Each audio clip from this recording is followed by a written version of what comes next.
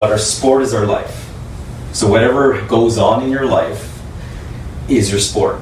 Okay, so how do I support that through some sort of model, right? So this is how I've decided to work with it, and I like to use visuals for it. So if you got your bucket here, so it's divided up like this. Say those are 2 even parts, and then 2 smaller parts. Okay. Principle number 1, guiding principle number 1, I learned this from the dabbler, okay, is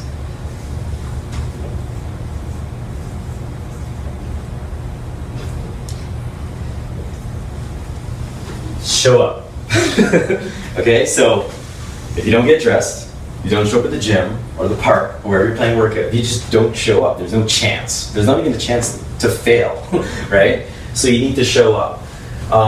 At a grander level, a holistic level, I look at showing up as far as if you're a parent, how do you show up for your kids? If you're a career person, how do you show up for your business or your job?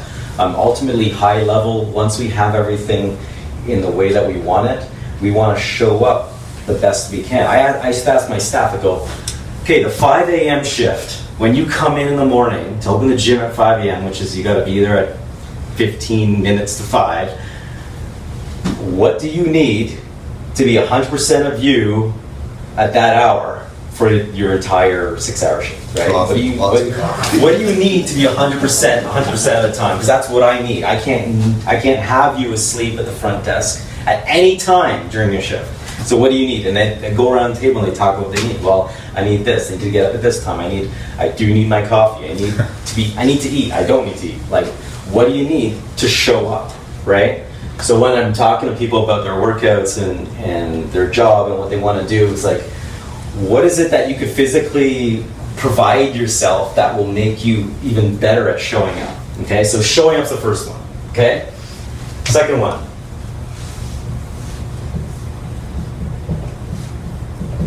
That's support. Probably can't read that. Support health first. Okay, so you show up. One thing we're looking at, especially if we're looking at an athlete or even just a person who's not a pro athlete, is how healthy are you? Okay, so people come in with their goals. One of the questions I ask people, because I always want to give them the chance to voice it, is what are your immediate targets? What are your short-term goals? What do you want to see happen, right? I want to lose weight. I want to get stronger. I want more energy. I can go through the list that I always hear when I ask, what are your goals, okay? There's nothing wrong with that. That's very common stuff, right? I always ask next, though, what if I gave you that tomorrow, what does it mean? What would you do that you couldn't do, right?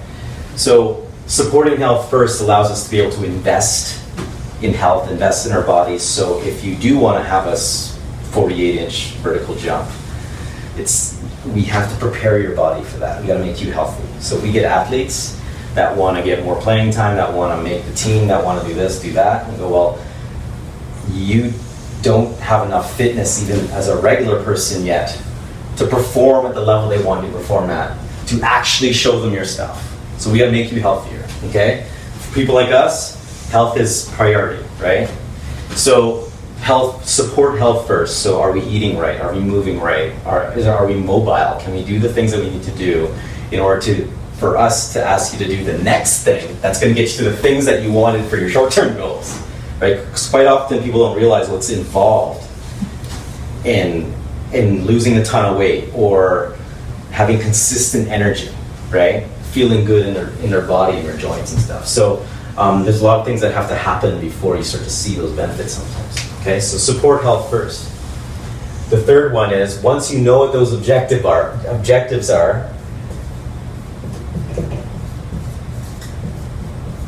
it's like another level of showing up. You want to show up more often. You want to be consistent. Okay, so you want to be consistent so your body starts to learn, adapt. You start to mentally learn from it, and there's an evolution. There's something happening, a progression happening.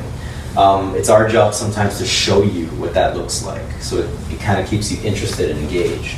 I try to teach as much as I can, as much as my clients can absorb, because it can compound. You can add to it later, sort of thing.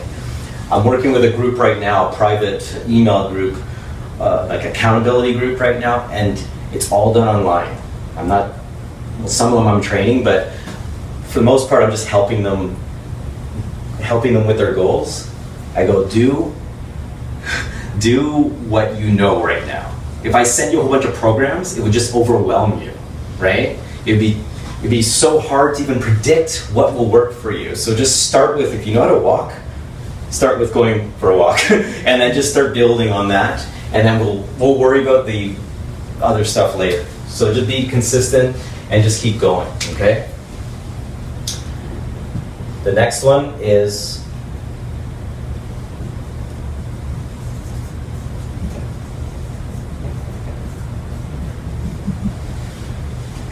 sorry about the writing. Normally I have a slide presentation. Next one is be uncomfortable, right? It's not a huge part of it, but it is part of it, okay? So it comes back to the soldier, right? So this is the warrior is big on being uncomfortable, right? This is the soldier here. That's the warrior, that's the princess. So be uncomfortable means occasionally when you come in with some energy, we're going to ask you to do something a little bit more than what you're accustomed to because you will grow from that. And I'm not even talking about physical. I think sometimes mentally we grow from just being presented with challenges. Occasionally I'll present with clients after quite a few sessions with a task that on paper they'll look at that, their mouth will drop and go, "Are you kidding me?" I say, "Trust me, you're ready for this." And they do it, right? And I'm there with them. I walk them through it. I coach them through it. And you know, I'm not the greatest cheerleader in the world, but but I understand. I understand. I do it myself. Sometimes I set up workouts for myself. I'm like, I just want to just take something on, right? So occasionally you'll be able to. Occasionally, after you've done some of this front end work, you can try yourself out, create a testing ground for yourself. Okay. So what do we learn from the athlete? So this is one. Going down here, 1, 2, 3, 4.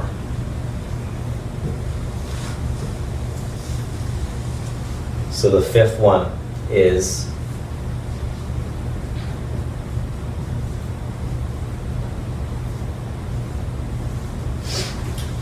have a sense of purpose. Okay, so this is the energy, the fuel, the motivation that gets fed into all this stuff so we get what we want out of it, okay? So if someone says, I want to lose 50 pounds, why? What do you need to lose 50 pounds for? My health. Okay, so then what? Right? I just keep peeling the onion until you get to the thing that's going to motivate you to do it, okay? I like to use weight loss because it's one of the most common things, or weight management, I like to call it, because quite often we're just managing the fluctuations of it and stuff. Weight loss or weight management is an app. I look at it as an app on a phone, right? You run the weight loss app. Quite often it's a math game, right? You exercise enough, you eat the right things, you know, 500 calories of dog poop is a lot different from 500 calories of vegetables, but basically there's a formula to diet. You play around, different people's got different genetics and things like that, but generally it's an application, right?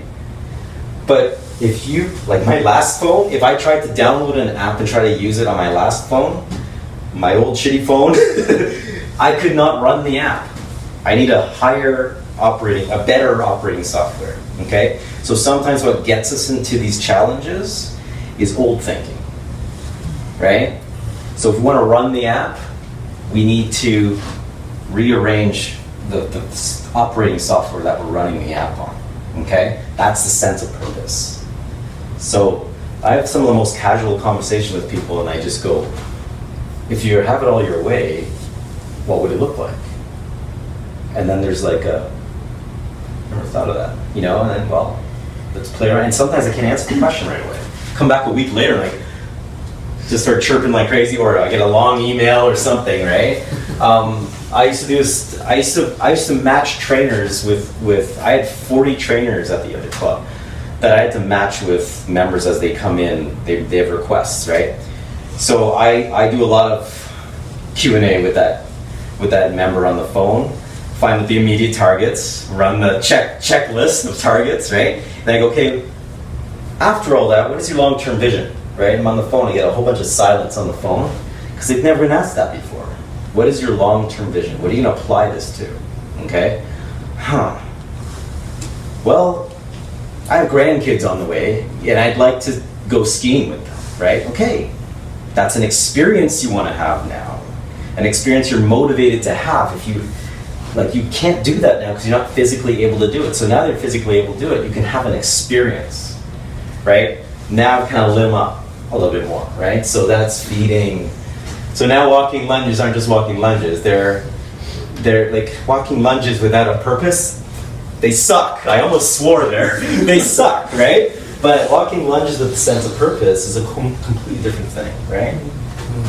Those shitty kale chips that your nutritionist is trying to pass off as Lay's is cardboard unless it's a sense of purpose, right? So this is the part I find that really just changes everything if I can engage that with somebody. And then usually when I run my paperwork now with people, when they first sign up, when they sign up on my website, they run these questions and it's, what's your longer term vision? And sometimes I get over and over again the same, I just want to be bigger and stronger. I want to be bigger and stronger. That's my vision, of being bigger and stronger.